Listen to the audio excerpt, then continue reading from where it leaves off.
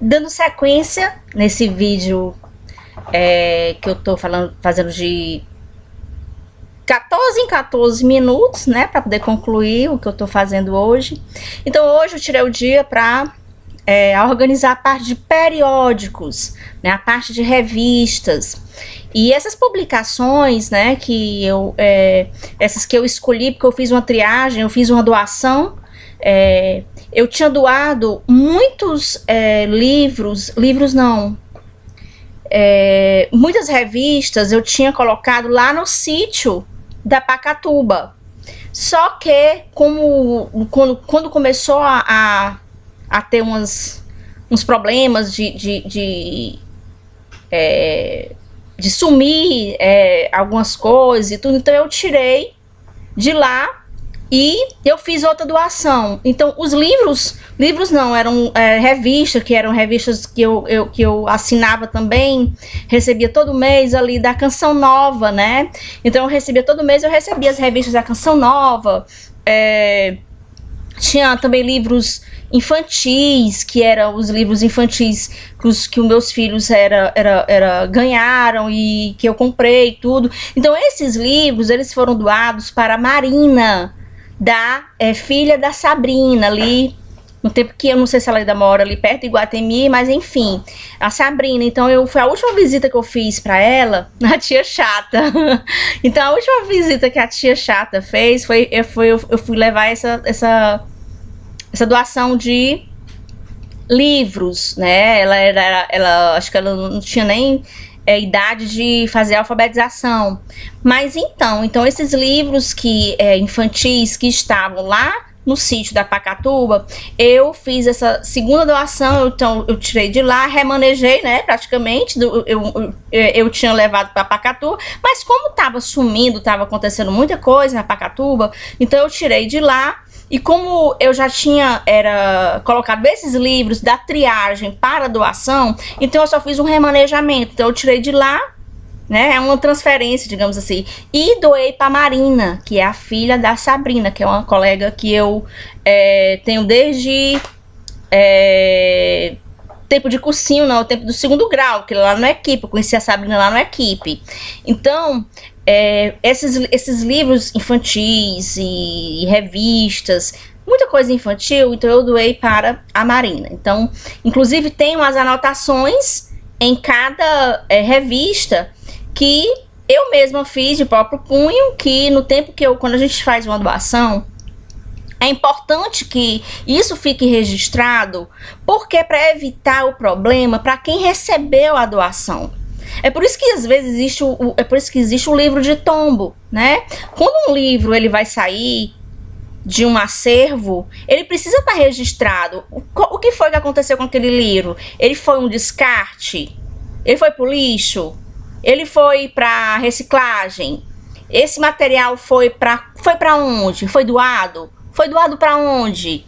Então é preciso ter esse cuidado por questões de evitar o problema para quem recebe. Porque, por exemplo, se eu tenho registrado que um livro é meu e ele é encontrado em determinado local que não foi eu que fiz a doação, então aconteceu algo errado, não está certo, na verdade. Então, muitos livros que estavam defasados, que era do acervo do meu pai, inclusive meus também, alguns livros que eu ganhei, porque era muito livro mesmo. Então, no tempo que eu tinha uma amiga que era internada ali no hospital nosso lá, o hospital ele disponibilizou uma sala para que a gente fizesse uma sala de leitura e com um estante, e eu levei a parte, né? Eu levei uma escrivaninha, levei uma cadeira, levei uma lousa, um flanelógrafo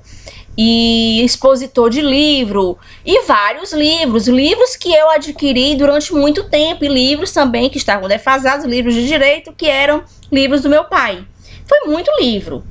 E nas primeiras semanas a gente constatou que esses livros eles estavam sendo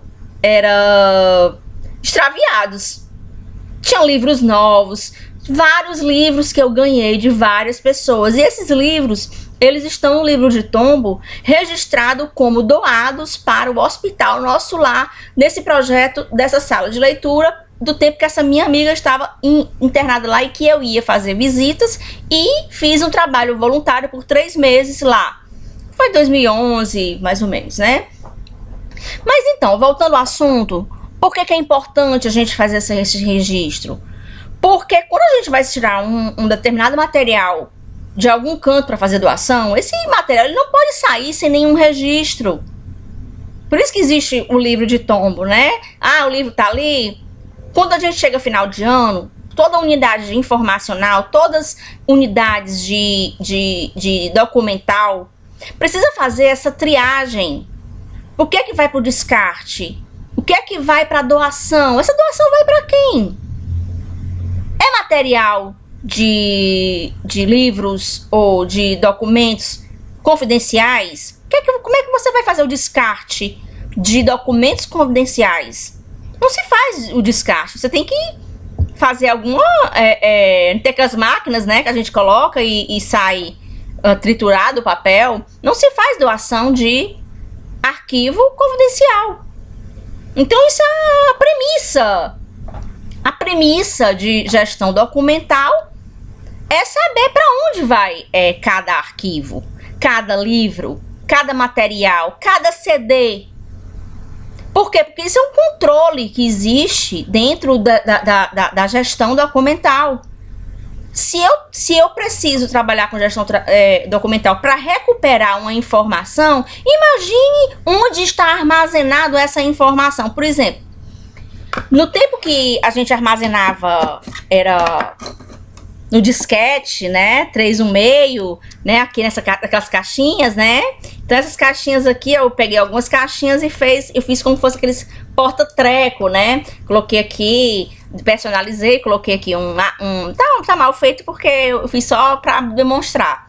Então peguei um adesivo, coloquei aqui, passei o durex. Isso aqui ficou como um porta-treco. Eu coloco aqui quando eu vou resolver alguma coisa dos arquivos aqui, eu coloco clipe, liga. Por isso que a gente chama porta-treco, né? Porque não existe uma coisa específica. Eu coloco clipe, liga, post-it, e enfim. Então assim, quando a gente fazia arquivos em disquete 3,5, né? A gente precisou fazer o quê? Tirar essa informação do disquete 3,5 e transferir para o CD. Hoje em dia, o que é que se faz? Hoje em dia, pega-se o CD, ou o HD externo, o pendrive, e vai armazenar isso em nuvem. Então, cada vez mais, a demanda e o volume de arquivos físicos, ele vai diminuindo. Então isso é uma questão muito óbvia, né? Não precisa fazer um estudo científico, um experimento científico para constatar que com o tempo vai se reduzindo o papel. Mas não se elimina o papel do dia a dia. Ele acaba tendo uma redução, mas ele continua sendo importante. Ou seja, quando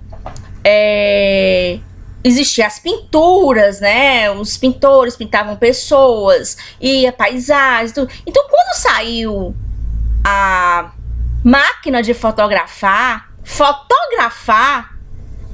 qual foi a preocupação? Pronto, agora vai acabar a pintura. Acabou a pintura? Não acabou. Foi mais valorizada. A pintura é mais valorizada ainda por ser, né?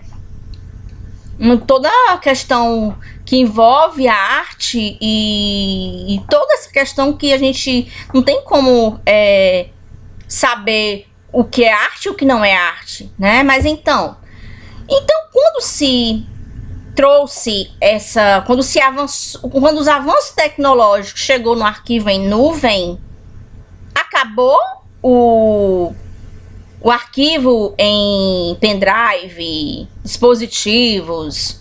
Não. Houve o quê? Uma redução. Quando saiu, quando a gente teve acesso a livros digitais, né, a livros em PDF, essas coisas, muita gente ficou preocupada de acabar com o livro físico. Gente, o prazer de pegar um livro, se deitar no sofá e ficar... Isso é uma questão muito, muito pessoal. Então, acabou o livro físico? Não acabou. Ele acabou reduzindo o uso, a compra do livro.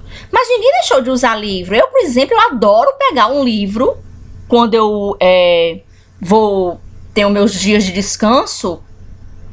A única coisa que eu não esqueço de jeito nenhum de levar na minha mochila é um livro. Quando eu vou para qualquer canto, assim, para descansar, né? Quando eu vou resolver alguma coisa burocrática, que eu preciso pegar fila, não. Porque eu fico atenta. Então eu fico sempre muito na vigília, porque para quem vive como eu vivo, sobrevivendo um dia de cada vez, eu não posso perder o foco, né? Pela minha segurança. Então, quando eu estou num dia de folga em que eu sei que o lugar está seguro, está bem, está com a segurança bem equipada, então eu me despreocupo. A primeira coisa que eu pego não é biquíni, não é o protetor solar. A primeira coisa que eu coloco na minha mochila quando eu vou passar um dia de folga, seja onde for, na praia, no interior, em Guaramiranga, a primeira coisa que eu pego é o livro. Então, esse prazer de pegar um livro para ler é inquestionável ao livro digital, ao PDF. Você ficar aqui pegar, e vem toda a questão da radiação eletrônica, né? Então, eu ler um livro físico, eu não vou estar vulnerável a um hacker, né? Acessar a câmera e acessar como é que eu tô na hora. Porque gente, isso não acontece só nos filmes. Isso não acontece só na Netflix. A pessoa acessar a câmera do seu computador, do seu celular, do tablet, isso não acontece só na Netflix, isso não acontece só nos filmes. Isso acontece na vida real. Então, a segurança de você pegar um livro físico e se deitar e poder ler, e poder estar... Porque a gente tem que associar a leitura a um momento de prazer. Leitura não pode ser associada com obrigação. Porque senão a pessoa vai criar aversão à leitura. No entanto, o que acontece? Todos somos leitores. Muitos ainda não são leitores porque ainda não descobriram o seu tema de leitura preferido. Isso é função do bibliotecário. Essa é a função da bibliotecária. Descobrir o que é que o leitor gosta e aplicar 5 leis de Ranganathan, né? Que eu já coloquei as 5 leis de Ranganathan, né? Cada livro o seu leitor, cada leitor o seu livro. A biblioteca é um organismo em crescimento e poupar o tempo do leitor, né? Então, aí sinta que não está em ordem porque, né? As 5 leis de Ranganathan. Então, todos somos leitores. Algumas pessoas que ainda não são leitoras é porque ainda não descobriram o seu assunto preferido, de ter acesso a esse assunto. Então, é uma questão muito... que é preciso ser discutido nas questões do aprendizado tradicional e vai percorrendo por Paulo Freire, Vygotsky e todos esses coadjuvantes do aprendizado, né, da aprendizagem. Mas então, tem 14 minutos e eu vou fazer outro vídeo.